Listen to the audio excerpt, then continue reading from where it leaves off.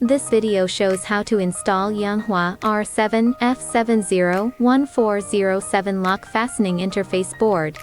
1. Push all PCB lock fastening on the interface board to the unlock position. Find the interface board installation area on the instrument according to the visual positioning mark on the interface board. 2. Find the correct positioning holes of D1, D2, D3 on the instrument.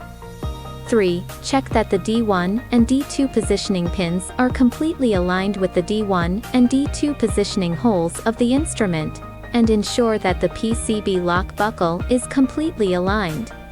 4. Finger down pressure interface board. Push the PCB lock buckle to the locked position to lock the interface board. Installation is done. 5. Confirm again that the interface board D1, D2, D3 positioning pins are completely aligned with the D1, D2, D3 positioning holes of the instrument. Yanhua MQB Interface Board has the advantages of compact size, precise pin positioning, easy installation, pin connection is firm and stable, not easy to loosen, and safer data reading and writing. Thank you for watching.